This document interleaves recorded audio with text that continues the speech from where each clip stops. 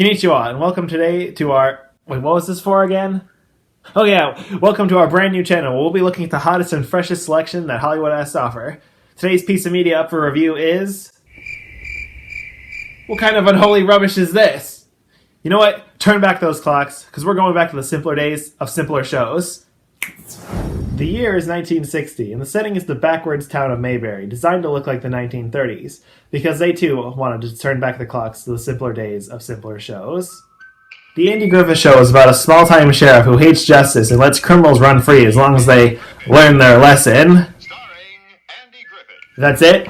Some whistling and a fishing pole? That's their opening? Isn't that a little too simple? Okay, so the first episode opens up with Sheriff Andy Griffith. Oh, what is it? Taylor? Sheriff Andy Taylor? Then why is it called the Andy Griffith Show? Okay, whatever.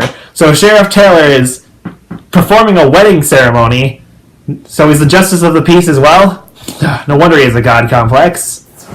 So his housekeeper is getting married. Boring. Washing his car. Boring. Oh, look! It's his deputy, Barney Fife. He looks pretty dependable. All right, let's keep this traffic moving. What traffic? All right, break it up, Floyd. Break it up. up. He must be crazy going up there by himself. Why didn't you stop him, Otis? Well, For heaven's sakes, a prisoner has to take on some responsibilities. Where's my bullet?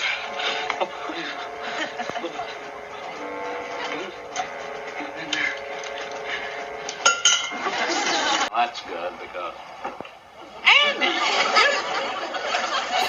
Nope, not dependable.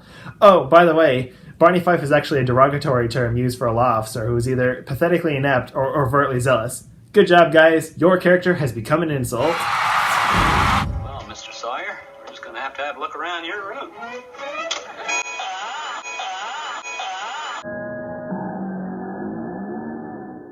What I find most odd about the show is that the main characters are both lawmen, but both Andy and Barney are portrayed as being one of its two extreme stereotypes.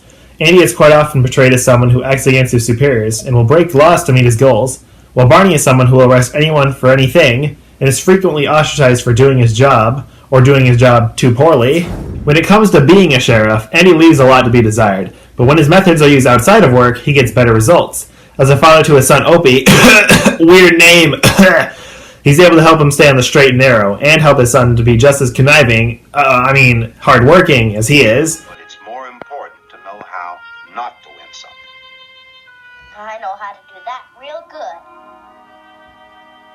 No, you don't. The reason why Andy could get away with the shenanigans is because the population of Mayberry was around 15 people, and the longer the show went on, the more and more actors' contracts expired, and their characters were whisked away without so much as a proper send-off. That makes being a sheriff a whole lot easier.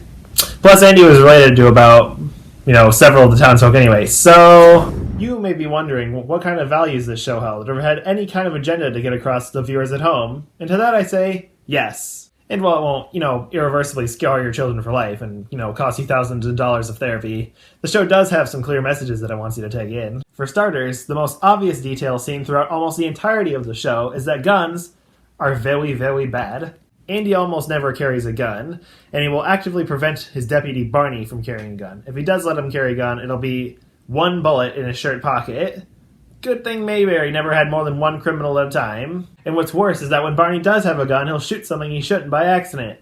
Bad guys do have guns, though, quite often, but they're always sorted by good old, unarmed Andy. I'll bet the citizens of Mayberry feel real safe at night. But the biggest thing they tried to hammer home was that the ends justified the means. Lying? Sure, if it makes Aunt Bee think your pickles are great. Stealing? Why not if it helps your old neighbor fix up his house? Negligence? It's fine. The town drunk probably won't even kill anyone. The Andy Griffith Show is a quirky sitcom with a whole lot of nonsense thrown in, but it is clean and entertaining, and I do recommend you give it a shot. The show was the start for several actors' careers, and two of the episodes were actually pilots for other shows like Gomer Pyle, USMC, and Mayberry RFD. Actors like Ronnie Howard, who played Opie, would go on to star in Happy Days, no doubt because of this show. The show did have its ups and downs, and it gained color and lost Don Knotts, who played Barney Fife at the same time, which really hurt. They tried to replace him, but ended up cutting the replacement, probably because they knew they couldn't replace Barney. Alright, back to the future. The Andy Griffith Show is like a pizza with everything. You're going to hate a lot of what it has to offer, but if you can get past that, You'll love it at its core. Thank you so much for watching our review of The Andy Griffith Show. More videos will be coming out in the future, so if you liked it and were waiting for more, decimate that like button. And if it's not too much trouble, maybe you can even push subscribe. We're almost at our first milestone of 1 subscriber, so stay tuned for that, because we're going to be celebrating that real soon.